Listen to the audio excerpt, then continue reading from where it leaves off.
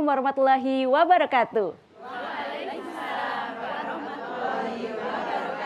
Alhamdulillahirrahmanirrahim, senang sekali saya dapat menyapa Anda. Bersyukur lebih banyak lagi karena Tablik Islami hadir menyapa Anda di hari ini. Kembali lagi di Tablik Islami, membumikan Al-Quran, mempersatukan umat. Tentunya Tablik Islami selalu menyapa Anda untuk kita bersama memperkaya khasanah wawasan keislaman kita. Rame-rame sekali ya pemirsa, karena seperti biasa Tablik Islami saya tidak sendiri, ada banyak di sini ibu-ibu yang cantik sekali. Saya kasih pantun boleh, Bu? Boleh. Boleh. Main aerobik di pasar raya? Cakep. Setelah itu minum jus semangka? Cakep. Cantik-cantik ibu-ibu semua? Cakep. Ada siapa di kanan kiri saya?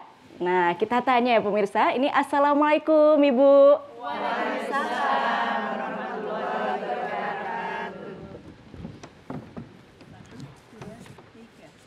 Assalamualaikum, waalaikumsalam. Assalamualaikum, waalaikumsalam. Semoga sejahtera atas karunia-Nya. Semoga sejahtera atas karunia-Nya. Kami dari Majelis Taklim Riyadul Jannah, Aisyah Cabang Tempel. Allah Tujuan kami, Rasulullah teladan kami, Al-Quran pedoman kami. mati di jalan Allah, Cita-cita kami tertinggi. Amin ya Allah, amin ya Allah, amin ya Allah, ya Rabbal Alamin. Masya Allah, terima kasih untuk ibu-ibu Majelis Taklim Riyadul Jannah. Alhamdulillah ya. Tadi cita-citanya harus dikumandangkan terus ya ibu-ibu ya. Nah ini terima kasih banyak ibu-ibu sudah hadir, luar biasa. Semuanya semangat-semangat Bu ya. Kita hari ini akan belajar banyak di Tablik Islami. Terima kasih Ibu. Nah sekarang di kiri saya pemirsa ada siapa? Assalamualaikum Ibu.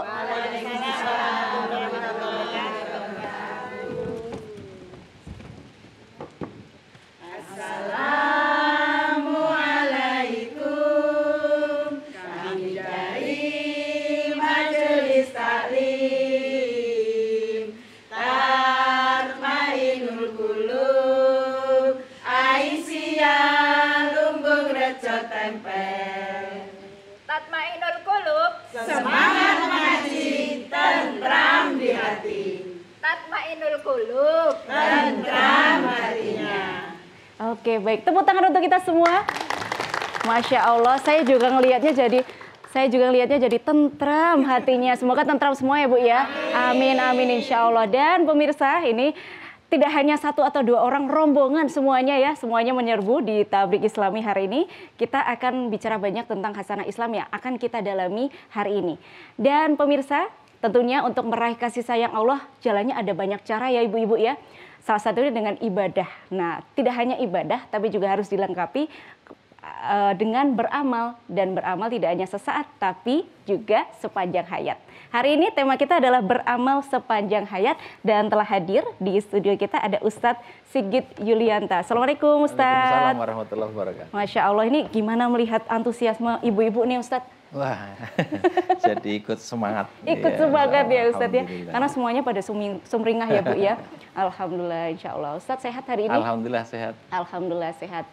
Senang sekali bisa menyapa Ustadz hari ini di tengah kesibukannya yang luar biasa. Dari pagi sampai dengan malam jadwalnya nggak habis-habis Ibu ya. Ini kita bersyukur sekali ada Ustadz Sigit Yulianta hari ini. Alhamdulillah. Ustadz kita akan bicara tentang beramal sepanjang Ya. hayat. Nah kalau kita mungkin akrabnya beramal, identik dengan kotak amal. Apakah ini sama dengan sedekah?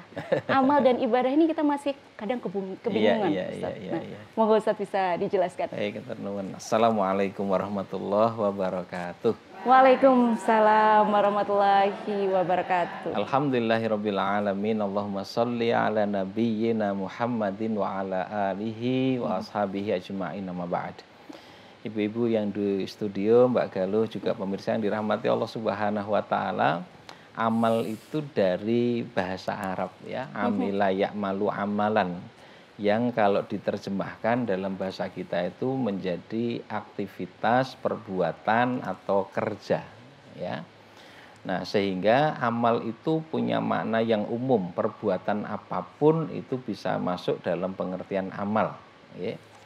Nah, tetapi konotasi amal dalam penggunaan komunikasi sehari-hari itu menjadi khusus, ya, seolah-olah ya merupakan satu perbuatan bersedekah atau amal dalam pengertian ibadah-ibadah ritual dan sebagainya. Tapi yang pasti amal itu sungguhnya mencakup banyak hal gitu. Baik. Dan sesungguhnya Allah Subhanahu wa taala memerintahkan kita untuk beramal di kehidupan dunia ini gitu. Di ayat 105 surat At-Taubah misalnya Allah Subhanahu wa taala berfirman, wa qul malu, dan katakan hai Muhammad kepada umatmu, ikmalu, beramalah kalian semua. Fasayarallahu amalakum wa rasuluhu wal mu'minun. Karena Allah, Rasul dan orang-orang mukmin akan melihat amal yang kalian kerjakan. Maka ini berarti ada kewajiban beramal, ya. Kewajiban beramal itu bentuknya apa, tempatnya di mana, berapa lama harus melakukannya, siapa pelakunya, itu yang harus kita ketahui. Ya, untuk bisa tahu ya kudu sinau. Harus ada upaya untuk menuntut ilmu, karena ini menjadi kewajiban yang pada saatnya harus dipertanggungjawabkan di hadapan Allah Subhanahu wa taala. Baik, terima kasih Ustadz. Jadi artinya amal dan ibadah itu berbeda ya Ustadz ya? Nanti kemudian masuk di lingkup amal itu, amal apa yang harus kita lakukan? Ya, Allah memerintahkan ya berbagai hal, Allah larang kita dari melakukan berbagai hal yang lain.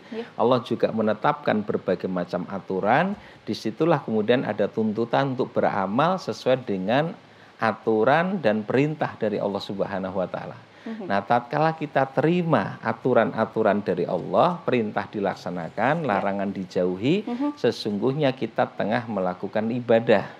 Apa itu ibadah? Abadah ya'budu ibadah itu maknanya at-ta'ah, ketaatan, al-khudu, ketundukan, az-zillu, menghinakan diri, al-hubbu, cinta. Karena dalam ibadah itu terkandung unsur-unsur tadi, ada ketaatan, ketundukan, menghinakan diri, dan juga kecintaan kepada sesuatu yang diibadahi. Nah, jadi ibadah itulah wujud amal yang harus kita lakukan di kehidupan dunia, ya. Dan ibadah itu dengan demikian mencakup banyak sekali, ya, bentuknya. Yang pasti segala yang diperintahkan oleh Allah dan diridhoi olehnya kita kerjakan dengan niat yang ikhlas mengharapkan keridhaan Allah, keseluruhannya menjadi ibadah kepada Allah. Dan tugas utama kita diciptakan oleh Allah tidak lain untuk ibadah. Wa ma khalaqtul jinna wal insa illa liya'budun. Tidaklah aku ciptakan jin dan manusia kecuali untuk beribadah kepadaku. Sehingga keseluruhan hidup yang dijalani di dunia harusnya totalitas ibadah. Semuanya mengabdi, taat, patuh kepada perintah Allah Subhanahu wa taala, ya. Dan itu di sepanjang kehidupan dunia, mulai kita dihidupkan sampai datangnya kematian. Nah, seperti itu. Jadi kapan waktu pelaksanaan melakukan ibadah atau amal itu? Ya sepanjang hayat. Sehingga di ayat 99 surat Al-Hijr Allah berfirman, wa'bud rabbaka hatta ya'tiyakal yakin. Dan beribadahlah kepada Tuhanmu sampai datangnya kematian. Nek rung mati ampun dilereni. Ya, terus kita ibadah kepada Allah dalam berbagai macam bentuknya. Ya, baik, insya Allah. Jadi memang bisa jadi amal ini menjadi ibadah juga ya Ustaz? Harus ya. Jadi seluruh amal kita harus jadi ibadah. Ya, karena nilai dari amal kita akan sangat ditentukan oleh dua hal. Satu niat, dua tata cara. Niatnya harus ikhlas, tata caranya benar. Kalau niatnya nggak ikhlas, maka walaupun dia termasuk kategori perbuatan ibadah, tapi nilainya bukan ibadah. Ya, ada dua orang sholat persis, sholat subuh di tempat yang sama, jumlahnya juga 2 rakaat, ya, dengan tata cara yang sama. Satunya bernilai ibadah, satunya bernilai maksiat, dosa. Kok bisa? Karena niatnya berbeda. Yang satu berniat untuk melaksanakan perintah Allah, dapat ridho Allah, dapat pahala dari Allah, sholatnya jadi ibadah. Yang satu mengerjakan sholat karena di situ ada calon mertuanya misalnya. Bacaannya dipanjang-panjangkan ya Ustadz kadang ya. Agar diterima sebagai mantunya misal, maka bukan ibadah. Menunjukkan ibadah tidak kepada Allah itu maksiat, malah berdosa. Oke, baik. Jadi Seperti memang semuanya niat itu perlu ya Ustadz ya. Iya. Memang ada amal-amal yang kita upayakan dan tidak bernilai ibadah. Nah, jangan sampai Iya. kita seperti itu ya ibu-ibu ya. Nah, ini terkait dengan bentuk-bentuk amal yang ternyata ada banyak ya Ustadz Ya, juga betul. menyebutkan bahwa ini sepanjang hayat. Nah, bentuk-bentuk amal itu apa saja Ustadz? Ya, para ulama telah membantu kita untuk memahami persoalan ini dengan lebih mudah dengan cara mengkategorikan. Jadi kategorisasi, klasifikasi, pengelompokan. Keseluruhan amal itu kalau kemudian dibagi, itu kemudian dalam kaca pandang dan penjelasan para ulama fikih itu terbagi menjadi dua. Satu disebut ibadah, satu disebut muamalah. Sebetulnya dua-duanya ibadah. Ibadah yang pertama ini sebetulnya al-ibadah al-khosoh, ibadah dalam pengertian khusus. Ya. Sedangkan muamalah itu ibadah al-ibadah al-ammah, ibadah dalam pengertian umum. Ibadah dalam pengertian khusus yang kemudian juga disebut dengan ibadah mahdoh, ya. Kalau yang umum namanya nanti ibadah ghairu mahdoh. Ibadah mahdoh atau ibadah khusus itu adalah ibadah yang tata caranya, tempatnya, waktunya itu sudah ditetapkan oleh syariat, oleh dalil-dalil gitu. Salah satunya sholat Ya, itu ya sholat Ustadz? misalnya kapan pelaksanaannya, kemudian berapa rakaat mengerjakannya, ada berapa banyak kita mengerjakan sholat itu, Baik. bacaannya apa, gerakannya bagaimana sudah ditentukan. Tapi kalau muamalah itu ibadah secara umum, ghairu mahdoh yang perintahnya umum saja, ya. Misalnya bergaul itu sebenarnya ibadah. Karena Allah memerintahkan kita untuk bergaul. Nah, tetapi secara terperinci tidak diungkapkan di dalam dalil. Dalam hal-hal sifatnya muamalah, rinciannya tidak disebutkan. Di situ ada wilayah yang luas kebolehannya, ya. Asal tidak dilarang, lakukan saja. Tapi kalau untuk ritual ibadah atau ibadah khusus tadi, hukum asalnya nggak boleh dikerjakan kecuali yang diperintahkan karena aturan terperinci sudah ada, sehingga nggak boleh membuat-buat. Dalam ritual ibadah itu ya tidak boleh membuat-buat, tidak boleh melakukan kreativitas ibadah. Misalnya jenengan berpikir kan dhisik salat kok sedekap kok saiki metenteng misalnya. Nggak boleh. Atau mungkin kalau cuma 2 rakaat kok kayaknya pahalanya kurang gitu ya Ustadz, jadi Nggak ditambah boleh. gitu ya nggak boleh. Masa cuma sujud saya kuat dengan push up kok nggak boleh juga. Jadi untuk ritual ibadah itu harus yang ikuti tuntunan. Oke, baik. Jadi memang ada yang ibadah, amalan ibadah, ada yang muamalah. Dan yang muamalah ini yang kadang kita tanpa sadar kita sebetulnya melakukan setiap hari sebetulnya ya Ustadz. itu ibadah. Bisa diupayakan niatnya juga. harus ikhlas, caranya harus benar jadi ibadah. Iya. Ada orang duduk ya, ada orang siang hari seperti sekarang kan panas banget tuh ya. Panas banget terus kemudian saking panasnya itu ada masjid kayaknya enak kalau masuk. Dua orang ini masuk ke dalam masjid. Yang satu masuk itu dengan niat pengen berteduh, pengen bahasa Jawa ini berteduh, ngeyup gitu, ngeyup kok kita penak adem gitu, nggih. Nah, kebetulan masjidnya yo ana AC-ne gitu. Kemudian yang satu masuk itu niatnya bukan sekedar ngadem, niatnya iktikaf. Sama-sama duduk bijine beda. Nilainya nggak sama karena masalah niat saja. Yang satu menjadi bernilai ibadah karena niatnya iktikaf, yang satu bernilai yang amal mubah saja, muamalah yang mubah yang tidak ada nilai pahalanya walaupun dosa ya ora gitu. Ya, tapi kan rugi. Sama-sama duduk si jenenge ganjaran si jenenge ora.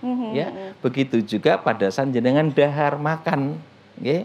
Makan itu kalau dengan niat, dengan tata cara yang dituntunkan, makannya jadi ibadah. Oh bisa? Begitu, memang begitu. Masya Allah. Sudah makan dapat pahala lagi, itu paling enak kan gitu. Ya. Begitupun tidur, itu masalah muamalah, ya bukan ibadah ritual, tapi bisa bernilai ibadah.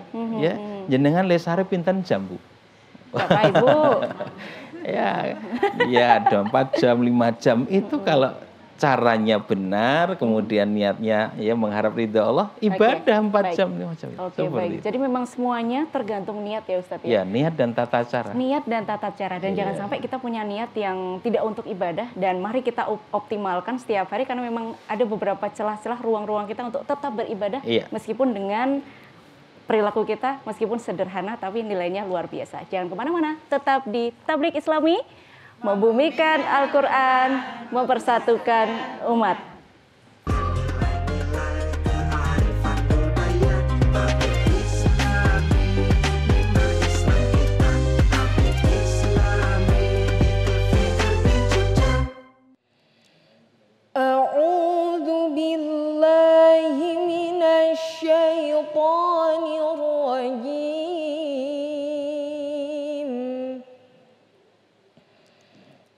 Bismillahirrahmanirrahim. Wa qul i'malu fasayarallahu 'amalakum wa rasuluhu wal mu'minun.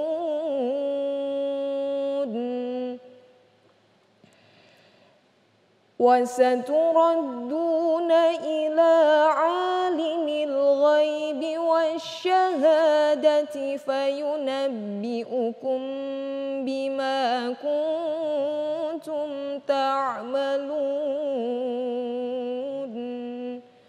صَدَقَ اللَّهُ الْعَظِيم. Shadaqallahul azim. Semoga bagi yang membaca maupun yang kita mendengarkan semuanya kita mendapatkan berkah dan rahmat dari Allah Subhanahu wa taala. Amin. Terima kasih banyak Sekar.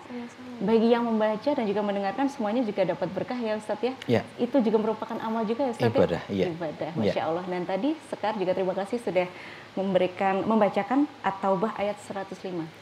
Kaitannya dengan tema kita yang perlu kita tahu apa Ustaz? Jadi jelas di ayat itu Allah perintahkan untuk beramal kan, malu beramalah kalian semua. Ya.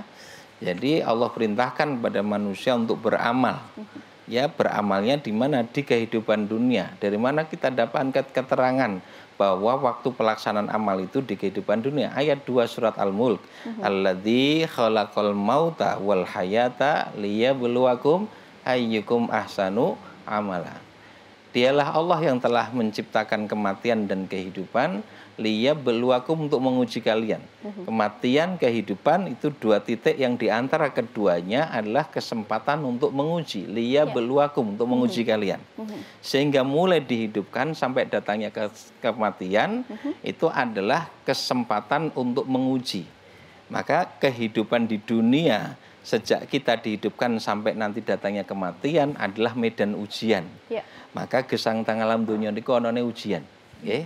Mas sebagian orang itu kan berkeluh kesah ngeten Bu nggih. Urip kok ujian terus ra leren-leren. Nek pengen leren nggih mati gitu nggih. Jadi memang selama hidup adalah ujian. Allah memang tengah menguji. Ayyukum ahsanu amala. Siapa di antara kalian yang paling baik amalnya. Nah, di situ kita tahu bahwa sepanjang hidup ini ada ujian untuk beramal. Ya, wujud amalnya tadi kita sudah sampaikan. Perintah dilaksanakan, larangan dijauhi. Di situ kemudian akan tampak ya nilai diri kita di hadapan Allah Subhanahu wa taala.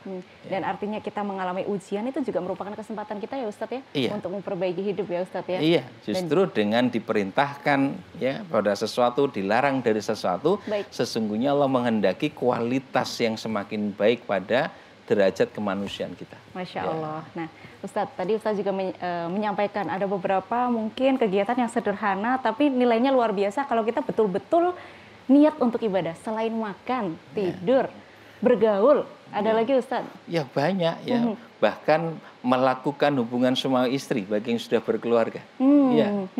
Jadi sampai Rasul mengatakan wa fi bud'i ahadikum shadaqah. Dalam hubungan yang kalian lakukan dengan istri kalian itu bernilai sedekah, yaitu bernilai pahala.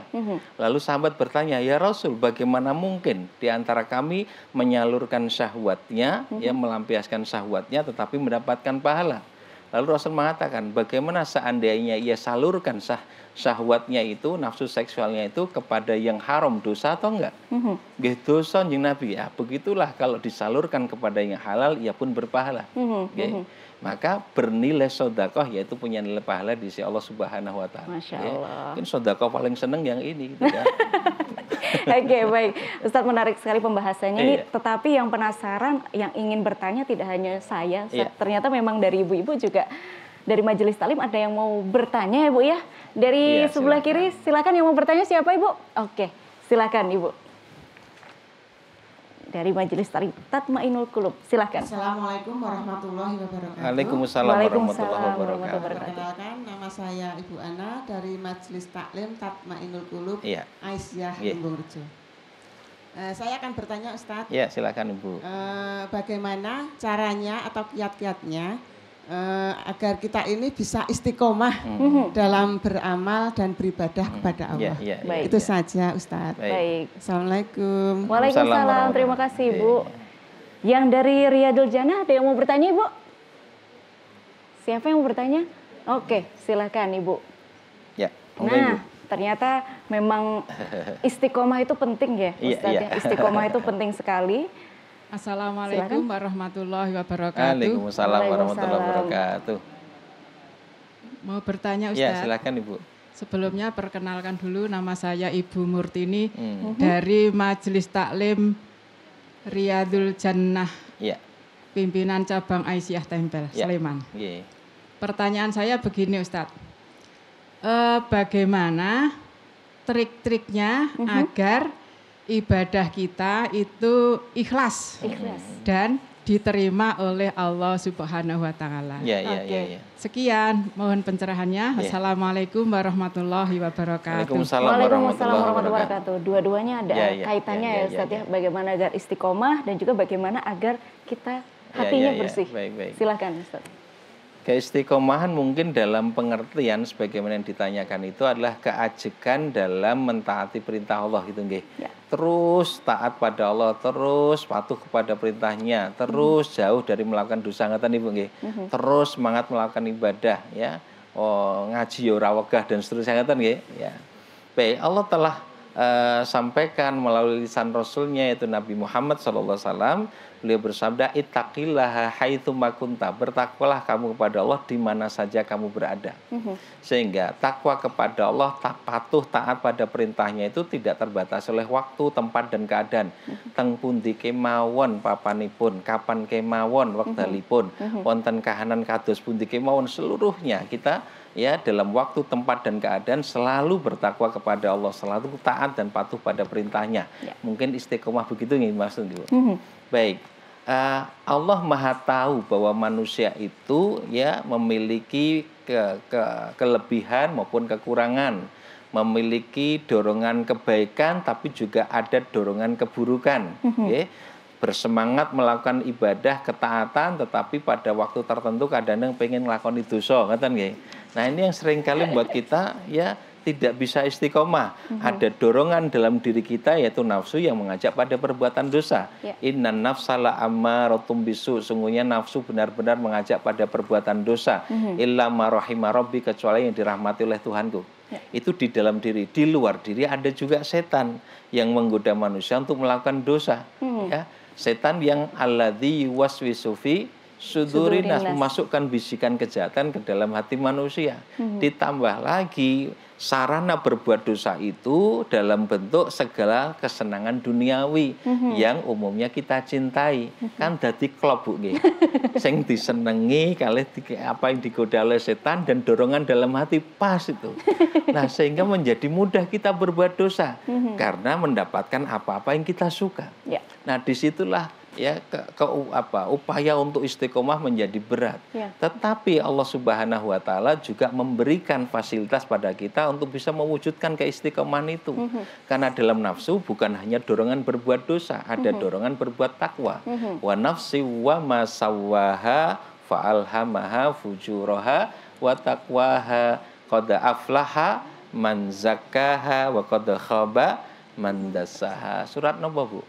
Is Al-Qur'an pokoknya ngoten nggih. Surat Asy-Syams ya. Jadi Asy-Syams ayat 7 sampai 10. Ya. Demi nafsu dan penyempurnaan ciptanya kami ilhamkan dalam nafsu manusia itu fujur dan takwa. Fujur itu dorongan berbuat dosa, takwa dorongan berbuat kebaikan. Maka selain dorongan berbuat dosa juga ada dorongan berbuat kebaikan. Nah, bergantung mana yang kuat itu bergantung perlakuan yang kita berikan. Aflaha man zakkaha, ya, qad afdasaha, kemudian wa qad khaba man dassaha. Siapa yang mensucikan nafsunya maka dia akan beruntung, siapa yang mengotorinya maka dia celaka. Maka tergantung zakkaha atau dassaha, mensucikan atau mengotorinya. Ya. Nah, kalau kita berupaya untuk ya melakukan upaya pensucian jiwa, tazkiyatun nufus, maka nanti nafsunya menjadi mutmainah itu tadi. Kecenderungannya ke yang baik ya Ustaz, iya, nafsu yang mutmainah, ya, yang apa namanya, ketika kita berhasil nanti di akhirat akan dipanggil dengan prestasi ini, ya ayatuhan nafsul mutmainnah irji'i ila rabbiki radiyatan mardiyah fadkhuli fi ibadi wadkhuli jannati gitu. Nah, jadi bagaimana kemudian cara praktisnya mon we agar istiqomah? Satu, iktsaru tilawatul Quran wa tadabburihi. Biasakan untuk membaca Al-Quran dan mentadaburi, melakukan perenungan, penghayatan akan isinya. Ya. Nah, itu di surat Al-Isra ayat 82. Kemudian yang kedua, iktsaru dzikril maut, banyak mengingat mati. Ayat 185 surat Ali Imran, ya, banyak mengingat mati. Karena kathah emot kalian pejah ingat mati itu akan menjadikan kita sadar bahwa kehidupan di dunia tidak berlangsung selamanya. Ya, gesang teng alam dunya mboten salawasi, maka kita akan segera melakukan amal ketaatan. Nah, kemudian yang ketiga, iktsaru amalis soleh, banyak melakukan amal kebaikan. Ya, ayat 97 surat An-Nahl. Jadi banyak melakukan amal soleh, karena kalau sudah banyak melakukan amal soleh, waktu untuk melakukan amal yang sebaliknya menjadi sedikit atau bahkan tidak ada. Sibukkan diri dengan amal soleh sampai nggak ada waktu untuk melakukan amal toleh, amal keburukan gitu. Okay? Nah, yang keempat kemudian bi'ah solihah, miliki satu lingkungan yang baik, teman-teman bergaul yang soleh, ya, sehingga bisa saling mengingatkan, saling menguatkan. Masya Allah. Yang kelima doa, mohon keistimohan kepada Allah Subhanahu Wa Taala, ya.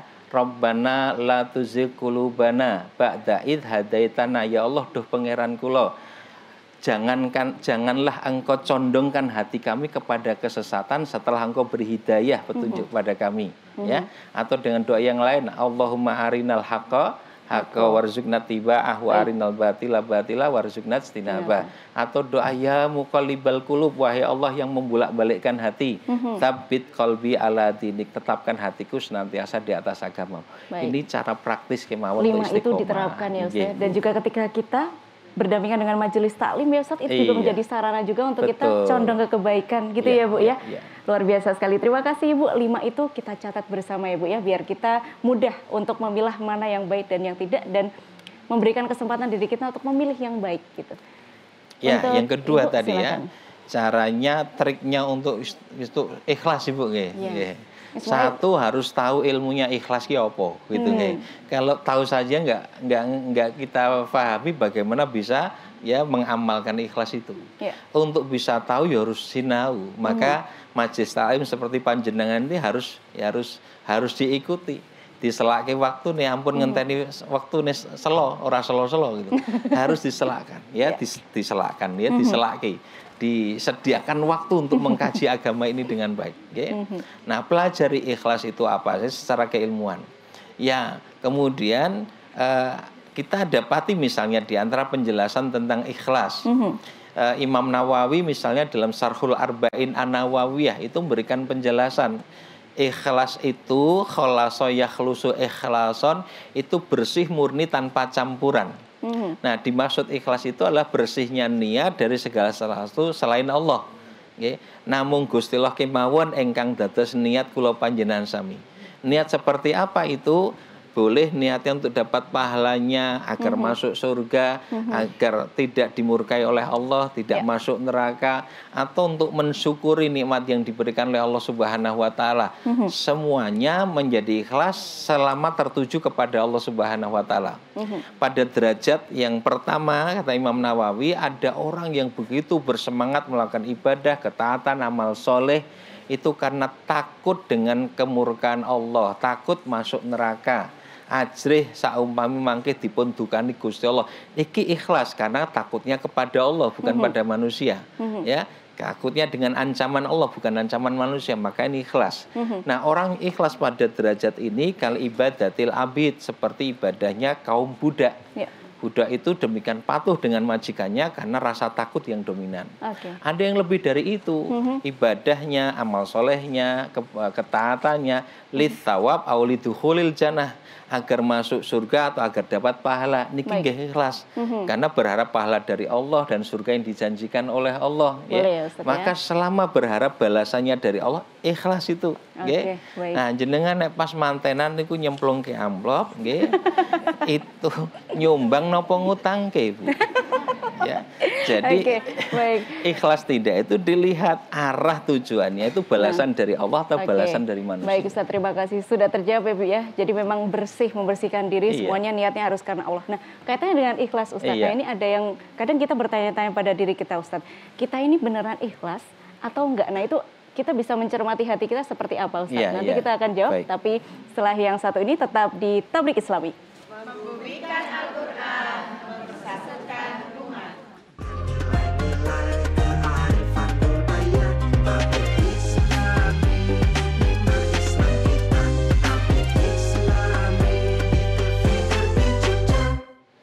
Pemirsa, hati menjadi kunci kebersihan dari diri kita dalam beramal dan beribadah kepada Allah Subhanahu wa taala. Namun kadang diri kita tanpa sadar melakukan atau mungkin berpikiran hal-hal yang kurang baik. Nah, bagaimana cara kita mengetahui niat kita sudah baik, Ustaz? Nah, silakan bersama dengan Ustaz Sigit. Baik, satu tadi secara keilmuan kita bisa mengetahui ikhlas itu seperti apa ya, dan yang tidak ikhlas itu bagaimana. Ikhlas itu pada intinya asal tertuju kepada Allah maka dia ikhlas. Saya tambahkan tadi berkaitan dengan ya apa namanya memberi kepada seseorang itu nyumbang pengutangke itu kan kaitannya dengan tujuan. Kalau jenengan memberi seseorang lalu berharap agar orang itu suatu saat juga memberi pada saya, itu nggak ikhlas. Ya, saya berbuat baik sama orang biar orang lain itu juga berbuat baik dengan saya, itu tidak ikhlas. Ikhlas itu tatkala cukup Allah saja yang akan membalas. Ya, sehingga orang lain mau berterima kasih atau tidak nggak jadi masalah bagi orang ikhlas. Ya, kadang-kadang kita ngasih yang dikasih nggak berterima kasih itu terus kemudian grundel. Sesok raba bakalan tak kayak meneh kan? Ya, ini orang yang nggak ikhlas. Ya. Mudah mungkin bagi kita untuk berbuat baik bagi orang yang baik kepada kita. Nah, yang sulit adalah bagaimana kita tetap berbuat baik tapi orang itu berbuat yang sebaliknya ke kita, Ustadz. Bagaimana ini? Iya, justru tuntutan keimanan itu adalah kebaikan yang kita lakukan tidak hanya bagi orang berbuat baik. Wala tastawil hasanatu wala sayyi'ah idfa' billati hiya ahsan. Tidak sama antara kebaikan dengan keburukan, balaslah keburukan itu dengan sesuatu yang lebih baik darinya. Fa idza ladzi bainaka wa bainahu adawatun fa'innahu ka'annahu waliyyun hamim. Maka orang-orang yang tadinya ada permusuhan antara dia dengan kamu, tiba-tiba dia menjadi teman yang sangat setia karena balasan kebaikan yang kita lakukan. Kalau buruk balas buruk, kapan rampungnya? Ya, karena nggak akan pernah selesai. Menyelesaikannya dengan tindakan yang sebaliknya, dan itulah yang luar biasa. Dan disitulah orang yang ikhlas karena ia tidak butuh dengan balasan dari manusia. Cukup bagi dia balasan dari Allah Subhanahu wa taala. Sehingga pujian atau celaan tidak ada bedanya. Dia tidak akan pernah berhenti untuk melakukan kebaikan. Nabi pernah suatu saat sampai mengadu kepada Allah ketika Nabi ya berhijrah ya, tetapi kemudian tidak disambut malah disambit, tidak diterima malah diusir sampai berdarah-darah. Dan Nabi kemudian cari tempat yang aman dari orang-orang yang melempari beliau dengan batu, dan beliau berdoa kepada Allah, ya Allah, aku tidak peduli perlakuan manusia padaku apapun, aku nggak peduli, asal Engkau ridho ya Allah. Ya. Jadi ini luar biasa. Muhammad SAW beliau tidak peduli mau dicela, mau dicaci maki, mau difitnah, mau disakiti. Yang penting Allah ridho, itu sudah cukup. Karena Nabi pada posisi yang sedemikian tingginya dalam kecintaannya kepada Allah Subhanahu wa taala, ya. Orang itu kalau sudah cinta pun tresno niku sing penting sing ditresnani seneng to nggih. Enggak peduli orang lain mau ngomong apapun, ya dia fokus dengan siapa yang dia cintai. Baik. Sepertilah ketika keikhlasan paling tinggi. Situlah derajat yang dicontohkan oleh Nabi Shallallahu alaihi wasallam. Sehingga yang beliau lakukan ya dengan segala ibadah, ketaatan, amal soleh yang luar biasa itu sampai Aisyah, istrinya, garwani pun itu gumun. Lima tasna'u hadza ya Rasulullah. Ya Rasul, untuk apa lagi engkau melakukan semua ini? Engkau sudah diangkat derajatnya sangat tinggi. Engkau sudah dijamin surga oleh Allah. Engkau sudah dijaga dari melakukan perbuatan dosa, maksum beliau. Terus kok isih ngibadah mempeng nggih napa? Ya, kemudian Rasulullah mengatakan, ya Aisyah, afala aku na'abadan syakuro. Wahai Aisyah, apa enggak boleh aku menjadi hamba Allah yang bersyukur kepadanya? Okay? Yang dilakukan Nabi itu pengen matur nuwun datang Gusti Allah. Karena sudah dikasih itu semua kan matur nuwun. Bentuk terima kasihnya kesungguhan melakukan ibadah. Sehingga seperti kita ibu-ibu, sebelum minta sesuatu kan jenengan wis diparingi macam-macam, Bu. Masya Allah. Karena kadang kita sibuk meminta ya Ustaz ya, lupa bersyukur. Itu saja sudah cukup membuat kita beribadah dengan sungguh-sungguh. Baik Ustaz. Nah ini ada lagi sepertinya Ustaz nih ya dari Majelis Taklim yang ingin bertanya juga. Ini sepertinya sudah bisik-bisik Ustaz sudah merencanakan pertanyaannya. Silahkan Ibu. Iya, silahkan Ibu. Bismillahirrahmanirrahim. Assalamualaikum warahmatullahi wabarakatuh. Waalaikumsalam warahmatullahi wabarakatuh. Sebelumnya perkenalkan dulu, nama saya Dewi dari Majelis Taklim Tatmainul Qulub. Baik Ibu. Aisyah Lumbungrejo Tempel. Yang mau saya tanyakan adalah berkaitan dengan kegiatan saya yang saya lakukan, Pak Ustadz. Kebetulan saya selaku perempuan yang aktif ceritanya seperti itu. Saya adalah salah satu mitra dinas sosial, dan apakah pendampingan pada klien seperti PRSE. PRSE itu perempuan rawan sosial yang saya dampingin, itu salah satu masuk amalan yang saya lakukan. Terus bagaimana kiat-kiatnya biar saya itu tetap bisa ikhlas dalam menjalankan tugas-tugas. Itu pendampingannya seperti apa, Bu? Seperti kalau ada masalah beliau dirawan, kan awalnya pendampingan ekonomi sama dia di KDRT. Awalnya dia sebenarnya masih punya suami, akan tetapi kan PKDRT. Ada masalah rumah tangga, masalah ekonomi macam-macam ya. Saya dampingin untuk bisa cerai, karena harus cerai begitu. Karena KDRT tidak dinafkahi sepanjang dalam pernikahannya itu. Nah, bagaimana saya melakukan itu bisa ikhlas dan tidak melupakan tugas utama saya sebagai istri dan sebagai ibu seperti itu, karena waktu-waktu saya itu di luar, banyaknya kegiatan di luar rumah. Tapi alhamdulillah masih tetap menjalankan tugas utama, masak, nyuci dan sebagainya. Tetapi kadang juga pulang malam gitu sampai kiprah di masyarakat kurang juga gitu. Jadi terkait dengan keseimbangan itu ya Bu ya. Begitu. Bagaimana kiatnya biar saya itu tetap ikhlas di dua-duanya begitu. Apakah saya salah dalam menjalankan tugas banyak yang di luar begitu? Baik. Terima kasih Ibu. Terima kasih. Assalamualaikum warahmatullahi wabarakatuh. Waalaikumsalam warahmatullahi wabarakatuh. Terkait dengan kita punya tugasnya beda-beda ya Ustadz ya. Diberikan peran beda-beda. Nah, bagaimana nanti di balancingnya? Yang sebelah sana Riyadul Jannah, Majelis Taklim. Ada yang mau bertanya nih? Silahkan Ibu. Assalamualaikum warahmatullahi wabarakatuh. Waalaikumsalam warahmatullahi wabarakatuh. Perkenalkan, nama saya Siti Salamah dari Majelis Taklim Riyadul Jannah. Yang akan saya tanyakan Pak Ustadz, bagaimana caranya kita bisa menjalin hubungan yang harmonis dalam keluarga, terutama dengan pasangan Ustadz, supaya bernilai ibadah. Terima kasih. Assalamualaikum warahmatullahi wabarakatuh. Waalaikumsalam warahmatullahi wabarakatuh. Terima kasih banyak Ibu. Ini ada irisannya ya Ustadz, terkait dengan keluarga, peran sebagai istri di rumah, dan juga bagaimana ketika seorang perempuan atau peran perempuan punya tugas juga di luar. Baik. Silakan. Baik, ini yang pertama luar biasa dan biasa di luar Ibu ya. Jadi apa kan termasuk ibadah? Ya tadi, ibadah itu segala yang diperintahkan Allah dan amal-amal yang diridhoi olehnya kita kerjakan dengan ikhlas dan tata cara benar, jadi ibadah. Ada orang punya masalah, jenengan kemudian membantu untuk menemukan solusi. Ya, berarti membantu orang lain untuk bisa menemukan solusi dari masalahnya, kan gitu. Ya. Itu artinya jenengan menolong orang lain. Dan menolong orang lain itu sesuatu yang jelas diperintahkan. Wa ta'awanu 'alal birri wat taqwa wa la ta'awanu 'alal itsmi wal udwan. Tolong menolonglah dalam kebajikan dan takwa, jangan tolong menolong dalam perbuatan dosa dan permusuhan, kan kata. Bahkan selama kita menolong orang lain, maka Allah akan senantiasa menolong diri kita. Wallahu fi aunil abdi makanal abdu fi auni akhihi. Allah akan senantiasa menolong seorang hamba selagi hamba itu suka menolong saudaranya. Nah, cuman cara nolongnya yang benar gitu kan, juga bukan nolong untuk dosa dan permusuhan, tapi menolong untuk hal-hal yang memang diperintahkan oleh Allah Subhanahu wa taala. Ini ada orang ya kena masalah, dia kena korban KDRT, dia ekonominya sedang bermasalah, mengalami kesulitan rezeki dan seterusnya. Nah, jenengan nolong di situ sudah jelas merupakan ibadah dengan niat yang ikhlas dan cara yang benar. Nah, kemudian jenengan bertanya nih caranya ben ikhlas dus pundi? Ya, tujukan melakukan pekerjaan panjenengan itu sebagai satu bentuk melaksanakan apa yang diperintahkan oleh Allah Subhanahu wa taala.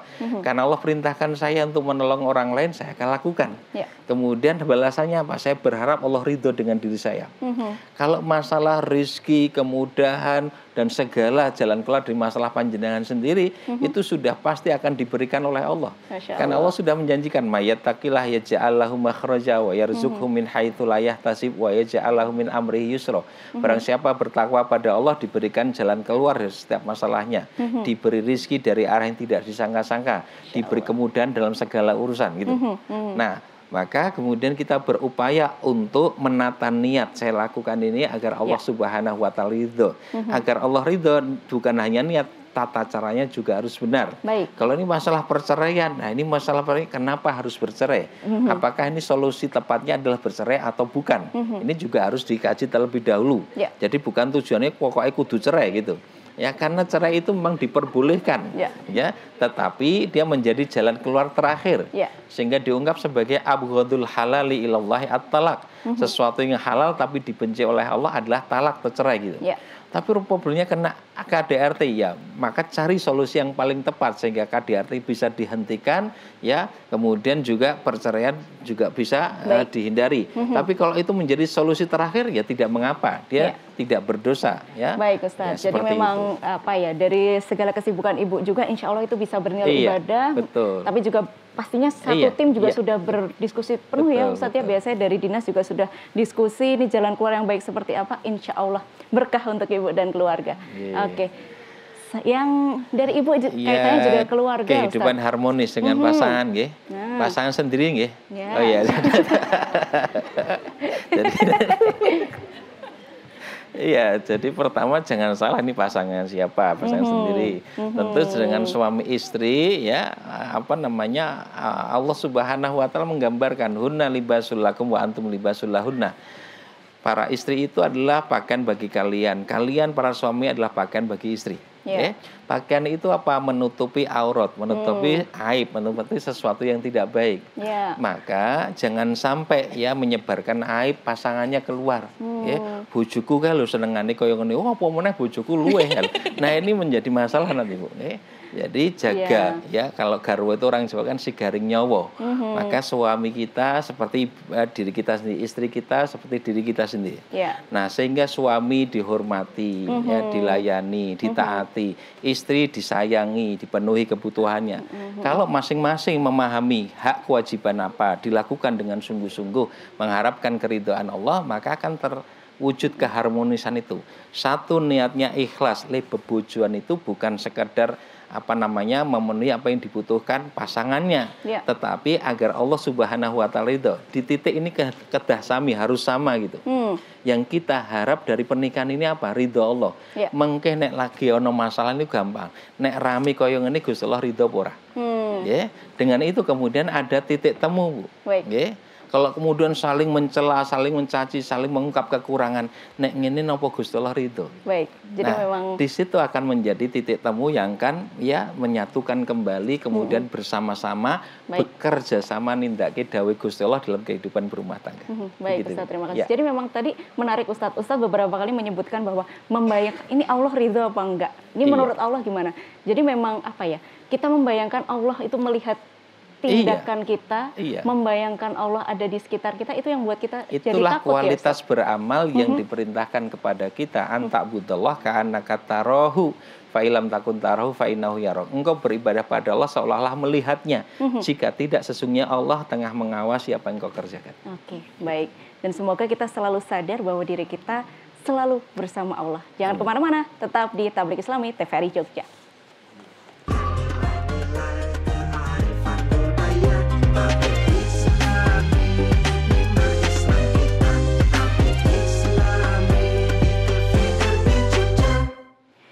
Baik pemirsa, terima kasih Anda masih di Tabligh Islami dan masih bersama dengan Ustadz Sigit Yulianta dengan tema beramal sepanjang hayat. Dan tadi beramal sepanjang hayat artinya masa hidup kita ini merupakan kesempatan ya Ustadz ya? Iya, seluruh kehidupan kita harus digunakan untuk beramal dan amal itu harus bernilai ibadah. Sehingga beribadah sampai datangnya kematian dan jangan pernah berhenti kecuali kalau sudah mati. Masya Allah. Nah Ustadz, biasanya nih biasanya anak-anak muda atau mungkin kita semua nih ibu-ibu selalu akrab dengan kata produktif ya Bu ya. Kita pengen hari ini produktif, tapi itu konotasinya adalah ke hal-hal yang mungkin sifatnya duniawi. Nah bagaimana Ustadz caranya agar kita dalam hari Islam itu produktif? tidak ada yang bernilai semata duniawi. Karena apa yang kita lakukan di dunia semuanya bernilai ukhrawi. Kalau niatnya ikhlas, caranya benar. Sehingga kalau tadi makan jadi ibadah, minum jadi ibadah, tidur jadi ibadah, bergaul jadi ibadah, bersuami istri jadi ibadah, jenengan mesame dadi ibadah gitu. Masya Allah. Ya, tabassumu fi wajhi akhika shadaqah, senyummu pada saudaramu adalah sedekah. Jadi mana yang tidak bernilai akhirat? Bagi orang beriman, seluruh yang ia jalani di kehidupan dunia, amal-amal keduniaan itu nilainya akhirat semua. Nah, misalnya Ustadz, saya jajan gitu, jajan ngelarisi kaki lima banyak gitu. Ibadah ya Ustaz ya? Ibadah karena nyenengke wong liya. Ya, memasukkan kebahagiaan di hati orang beriman buat Allah Subhanahu wa taala ridho. Ya, maka nek mbayar nek iso diluwi, Bu. Ya. ternyata banget. Ternyata hal sederhana itu bisa bernilai ibadah. Nah Ustadz, ini kita juga akrab dengan yang namanya amal jariyah. Nah, amal jariyah itu seperti apa sih Ustadz? Jariyah itu jariyah itu maknanya mengalir. Artinya mengalir terus menerus, tidak ada putus-putusnya. Sehingga amal jariyah atau sedekah jariyah itu amal atau sedekah yang nilai pahalanya terus mengalir. Walaupun kita sudah mati tetap dapat aliran pahala. Itu disebut dengan jariyah. Nah, sehingga misalnya kita melakukan amal mengajarkan ilmu pun ngajari baca Al-Qur'an misalnya. Ya, dari orang tidak bisa baca sampai kemudian bisa baca, lalu setiap kali dia baca itu terus mengalirkan pahalanya, bukan jenengan yang ngajari itu. Dia dapat pahala dan pahalanya juga ngalir juga untuk kita yang ngajari. Kita sudah mati tetap dapat kiriman pahala dengan ilmu yang kita ajarkan itu. Maka ini luar biasa. Sehingga tatkala di alam kubur, alam barzah itu masih mungkin nambah pahala, Bu. Dan masih mungkin dikurangi dosa. Oleh apa? Amal yang kita lakukan saat hidup, Bu. Ya, itulah kenapa kita harus sungguh-sungguh selama di kehidupan dunia beramal soleh, beribadah kepada Allah, melakukan amal kebajikan, agar tatkala kita di masa tunggu, saat di alam kubur kan masa tunggu, Bu, ya, nunggu ke akhirat, sekarang belum kiamat, ya. Di masa tunggu itu tetap dapat aliran pahala, dosanya dikurangi, masih mungkin. Masya Allah. Jadi memang seperti itu. Hal-hal itu bisa kita upayakan sekarang, termasuk juga amal jariyah. Justru satu-satunya kesempatan di dunia ini. Nah, apakah ada bentuk-bentuk dari amal jariyah yang bisa kita lakukan saat ini? Ya, itu tadi bisa mengajarkan Al-Quran, mengajarkan sholat, itu ilmu bermanfaatnya. Jariyah dalam bentuk harta, kita sedekahkan mungkin untuk pembangunan masjid, pembangunan pesantren, ya, untuk pendidikan anak-anak dan seterusnya. Anak yatim du'afa dikasih biaya pendidikan. Nah, selama mereka mengambil manfaat ya dari harta jenengan sehingga iso sekolah, iso ilmu, kemudian nyambut gamal dan seterusnya, pahalanya ngalir terus dari jenengan. Itu jariyah semua. Ya, anak soleh yang jenengan ya gada putra itu dididik dengan baik sehingga ia mendoakan jenengan beramal kebaikan, itu selama anak ini berbuat baik pahalanya ngalir ke orang tuanya, Bu. Orang tuanya sudah meninggal dunia tetap oleh kiriman pahala dari anaknya itu. Ini bukan hanya doanya, seluruh amal kebaikannya. Kok disebut doa anak saleh, kan doa itu yang paling menonjol dari kebaikan seseorang. Nek ndonga we ora apa neh liyane gitu. Nah, sehingga doa itu bukan hanya khusus doa, seluruh amal kebaikan anak akan mengalir untuk orang tuanya yang telah mendidiknya, wis ngeragati, gedekke dan seterusnya. Itu semua jadi jariyah, dari pahala yang terus-menerus mengalir untuk kita. Menanam pohon termasuk ya, Ustaz? Iya, ya, menanam pohon apapun yang nanti mendatangkan kemanfaatan bagi orang lain. Ya, ternyata ada banyak cara ya Bu ya untuk kita bisa berbuat baik yang juga nilainya ibadah. Kita menjalani hari kita dalam sehari itu ketika niatnya sudah untuk ibadah, insya Allah nanti juga karunia Allah luar biasa, Ustaz. Nah, ini Ustaz yang sering terjadi adalah pada saat kita mau berniat untuk berbuat baik kepada orang, kadang ada sentilan-sentilan. Kita membantu diri sendiri saja masih kurang. Nah, bagaimana kita agar bisa balance tentang hal itu, Ustaz? Ya, sesungguhnya saat kita membantu orang lain, kita sedang membantu diri kita sendiri. Ya, karena setiap kali seseorang itu tadi kan kita sampaikan hadisnya, wallahu fi aunil abdi maka al abdu fi auni akhihi. Allah akan selalu menolong seorang hamba selagi hamba itu menolong saudaranya. Berarti kita nolong orang, kita ditolong Allah. Berdoa juga itu, di satu hadis sahih disebutkan, seseorang yang mendoakan saudaranya tanpa diketahui oleh orang yang dia doakan, maka malaikat akan mengaminkan, kemudian mendoakan orang yang berdoa itu. Mudah-mudahan bagimu juga demikian. Kita doakan saudara kita didongake malaikat, coba. Jadi jangan takut luar kekurangan biasa, ya, Ustaz ya. Iya. Ya, jadi nggak usah khawatir dengan kebaikan yang kita lakukan pada orang lain, karena sesungguhnya kita sedang berbuat baik untuk diri kita sendiri. Masya Allah. Oke, Ustaz terima kasih banyak. Sama-sama, ilmunya luar biasa, Galuh. Ibu-ibu ya. Kita mulai terapkan setelah ini, catatannya kita mulai lakukan. Nah, Ustaz ada pesan nggak nih untuk pemirsa di rumah ataupun ibu-ibu yang di sini? Ya, jangan pernah lelah untuk melakukan ibadah, jangan pernah berhenti untuk melakukan amal kebaikan, ya, selagi kesempatan masih diberikan oleh Allah, karena kita tidak pernah tahu akhir batas, ya, kesempatan diberikan oleh Allah itu sampai kapan. Karena setiap saat kematian itu bisa tiba, dan penentunya adalah pada amal terakhir yang menutup usia kita. Innamal a'malu bil khawatim, sesungguhnya amal seorang kan ditentukan pada bagian penutupnya. Maka teruslah beristiqomah sampai pada saat tatkala dunia kita tinggalkan, kita tengah melakukan amal kebajikan yang membuat Allah Subhanahu wa taala ridho kepada kita semua. Masya Allah, umur tidak ada yang tahu ya, Ustaz ya. Jadi semangat itu mari kita bawa bersama agar tetap berbuat baik kapan saja, di mana saja, dengan siapa saja. Terima kasih banyak Ustadz untuk hari ini. Terima kasih Ibu-Ibu atas semangatnya, dan pemirsa itu tadi ya bagaimana kita beramal tidak hanya sesaat tapi juga sepanjang hayat. Kita jumpa lagi di episode selanjutnya di Tabligh Islami. Saya Galuh dan juga Ustadz Sigit pamit undur diri. Wassalamualaikum warahmatullahi wabarakatuh.